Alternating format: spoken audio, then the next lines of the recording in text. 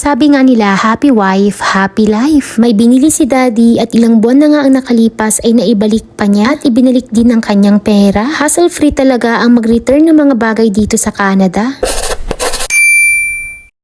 Noong dumating ako dito sa Canada, isa sa mga kinabibiliban ko ang return policy nila. Alam naman natin na iba't ibang store, iba't iba din ang return policy. Pero halos karamihan nga, 30 days ang return policy at pwede nilang ibalik ang pera mo. Syempre sa malalaking company po yun. Sa katulad ko na nagpapatakbo ng small business, no return, no exchange. Unless pag damage po yung na-ship namin at hindi naman po yun maiiwasan. Mga malalaking kumpanya nga nagkakamali din, kami pa kayang mga small business. Pagkatapos nga namin nag-box ay pumunta nga kami dito sa Princess Auto dahil may ibabalik si daddy. So magbabalik tayo ngayon kahit na matagal na to.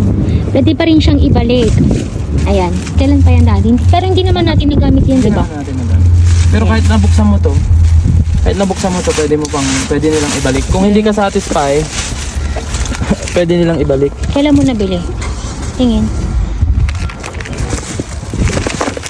Kailan namin siya nabili? So, nung July 18. Ano na nga yan? September 5.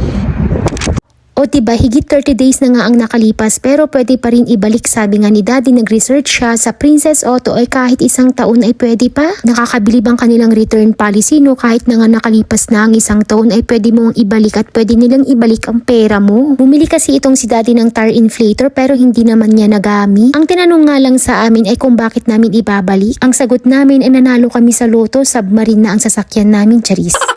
Kaya ba wala pang 2 minuto ay tapos na nga kami. Diba? Napakadali lang magbalik. Tinanong lang kung bakit. Tinanong lang pala kung bakit. Pero kahit naman anong dahilan mo ibibigay pa rin nila eh. Di ba ganun magbalik dito sa Canada? Kahit isang taon na yan. Hassle free? Kahit one year, pwede na. Babalik ko naman ito. Yung binigay. Pumunta naman kami sa Apple Store para ibalik nga itong regalo sa akin ni daddy. Naisip ko kasi hindi ko naman ito gagamitin ng araw-araw. Pero dumaan nga muna kami dito sa Nike dahil nga meron ng size 6 itong sapatos ni Ate Isha kaya kumuha na kami. Yung size 7 na nakuha namin sa kanya ay pwede namin yung ibalik. Pinapakita nga sa akin ito ni daddy, sabi nga ay bagong labas ng Nike. Binubudol niya nga ako, bilhin ko daw para makabili din daw siya. Kako ayoko, walang takong na 3 inches. Eto na nga ang kwento. Ibabalik namin yung binigay niya sa aking camera dahil hindi ko naman yun magagamit. Kako sa kanya, ito na lang ipapalit ko yung iPad Air. Kako sa kanya, imbis na bumili kami ng laptop ay iPad Air na lang ang bibilhin. Dahil parang laptop din naman ito. Yung laptop ko naman na ibibigay ko na kay Ate Isha dahil madalas nga kami mag-agawan. Mas napamahal ako, guys.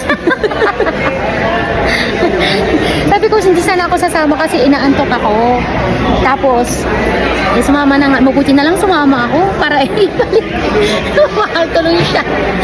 Kaya mapapalitan na sa wakas yung ginagamit kong laptop. Tapos yung laptop ko, bibigay ko na kay ate. Ay oo, ang kwento pala ay si daddy lang ang magbabalik nito at hindi na ako sasama. Pero nung nakapasok nga kami dito sa Apple ay nakita ko nga itong iPad Air na maganda nga din. Kaya ito na lang yung ipinalit ko sa camera na iniregalo niya sa akin. Magbabayad na siya. Paano dad? And then you can edit tap, insert, skip, do that. Yeah, you can try it. Yeah. Ayan. Ano kayang hihiligin sa akin ito pagkatapos? Thank you, Daddy. Inabot na nga sa amin ang resibo at ang sabi nga ni Kulot, meron kaming 30 days para ibalik at pwedeng i-refund ng pera kung sakaling magbago ang isip namin. Kahit na daw nagamit mo na or nabuksan mo na ay pwede pa rin ibalik. Anyways, nakakatuwa nga itong labasan ng kanilang resibo. Akalain nyo yun, lumalabas sa ilalim ng lamesa. Amazing! Amazing nga din daw yung binayadan ni Daddy kaya naman patawa-tawa na lang. Pero sobrang happy naman ako dito sa nabili ko dahil magagamit ko din ito sa aming business. Umuwi na kami agad-agad para naman mabuksan ko na. So, let's open! Ate, let's open. You wanna open?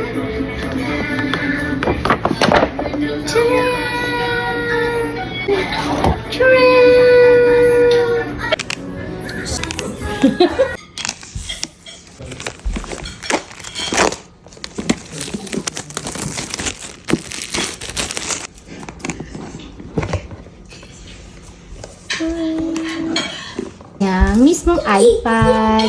Tapos may kasama siyang Bible. Manual. Tapos ayan, may cord. Uy, may kasama siyang charger. Kasi diba dati wala. Pag mga cellphone wala. So ayan, din ako mahihirapan. Dalawa lang kasama yung charger. Let me see your feet in the camera. Oh my God, Carlos! Struggle is sweet. Oh, grabe naman. Wow, ganda. Hindi. Wow. Wow. Ngayon ako nagkaroon ng ganito. Ngayon ko lang nakakabili ng mga ganyan. Ngayon lang din ako nakakabili ng ganito. Atin sa ano yun? Ay, ayan na! Ayan na! Unbox naman natin itong, tingnan nyo, may nananabunot sa akin. Unbox naman natin itong ating, hindi tayo makapag-ASMR. Gusto ko lang naman talaga mag-ASMR, pero may bata dito sa likod ko. Okay, Kaloy, dito ka sa dati mo.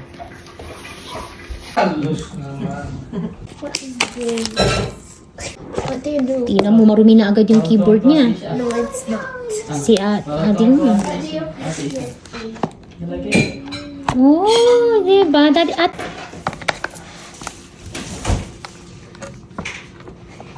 Thank you, Daddy. Happy nanay na naman po tayo. Eh, si Daddy. Tignan mo nga kung happy si Daddy. Tingnan natin kung happy si Daddy. Happy ba? Ayan, excited na akong gamitin. Ayan, gaganahan na tayo magtrabaho nito dahil meron Ayan, tayong yan. bagong... Kaya naman binilang ko yan kasi naman parang trabaho naman yan. Ano? Kaya ako din naman binilan din yan kasi magagamit din naman niya yan. Magagamit din naman yan sa work namin, sa business, syempre. Kaya okay lang din. Aman Mutlabat, sana nag-enjoy po kayo sa panunood. Please like and follow our page. Until our next vlog. Bye-bye!